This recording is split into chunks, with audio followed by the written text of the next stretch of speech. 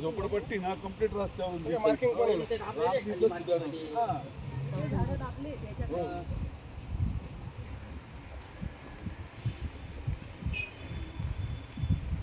ठीक आहे कट करायचं लागूनच द्यायचं नंबरिंग हॅलो A60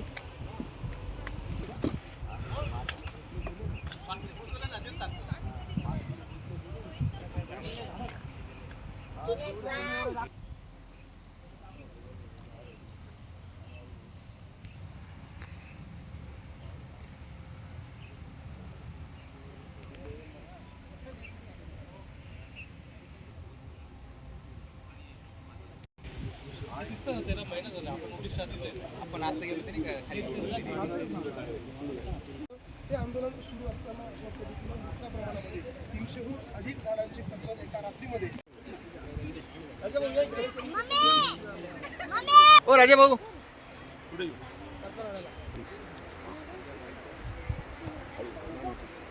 कधी तोडली कोणी तोडली आता ही माती टाकाय आले तर याने नांगाड्याने ते काय JCB लावून माती इकडं ढकाली तसे ते झाडं याच्यात बुजावली. किती झाडं होते आता कामाला जायचं आम्ही किती होते 2-4 झाडं इडं काय तिकडं काय फाट्या मोडल्या.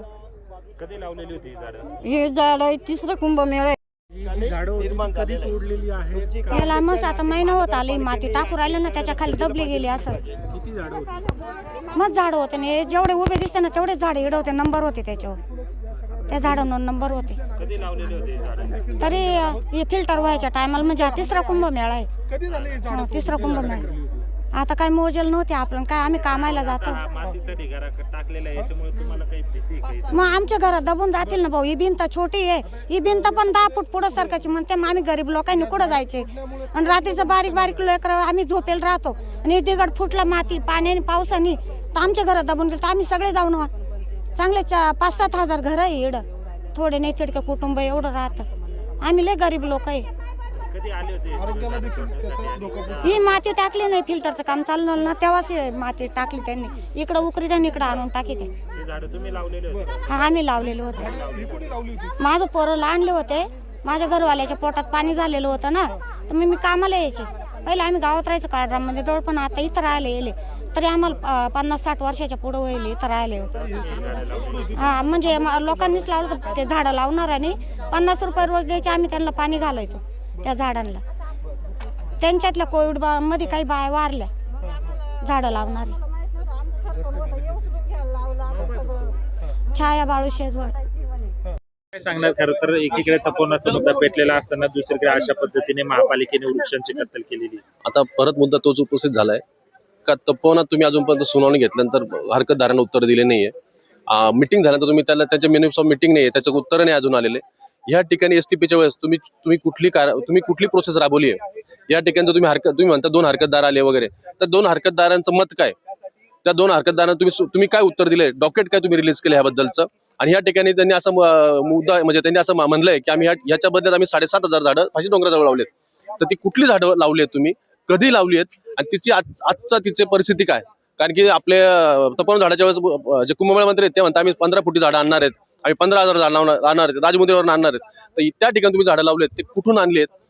कुठल्या याचे झाडं आहेत ते म्हणजे देशी विदेशी? कारण की आता तुम्ही झाडं कुठले लावाल आणि नंतर जेव्हा त्या झाडं अडचण येतील तेव्हा तुम्ही ते देशी विदेशीचा मुद्दा उपस्थित करता.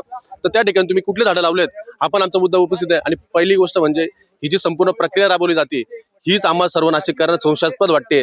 तरी आम्ही राज्य शासन असेल यांना विनंती करतो की तुम्ही सर्व प्रक्रियेत लक्ष घाला आणि प्रक्रिया संशयास्पद आहे तुम्ही याच्यावर सर्व एक विभागीय चौकशी नेमा आणि यात जे दोषी असतील तुम्ही याच्यावर कारवाई करा. जर कारवाई लवकर नाही झाली आणि दोषींवर जी कारवाई नाही केली तुम्ही तर आम्ही सर्व नाशिककरण पर्यावरणप्रेमी या विरोधात नाशिक शहरात मोठं आंदोलन उभं करू आणि मग त्यावेळेस जी परिस्थिती निर्माण होईल त्याला सर्वस्वी जबाबदार नाशिक महानगरपालिका आणि राज्य प्रशासन राहील.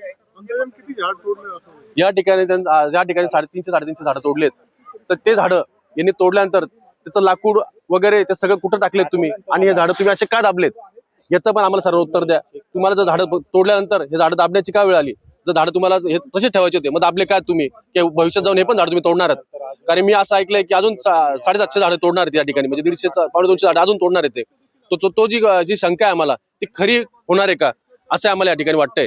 तरी कृपया नाशिक महानगरपालिका राज्य प्रशासन असेल यांनी या ठिकाणी पारदर्शकता द्यावी आणि सर्व नाशिककरांना या संदर्भाचं जे काही यांचं डॉक्युमेंट वगैरे असेल, जी काही माहिती असेल ती सर्वांनी वेबसाईटवर द्यावी, न्यूज आणि मीडिया सगळ्यांना द्यावी आणि हरकतदारांना मेन म्हणजे द्यावी.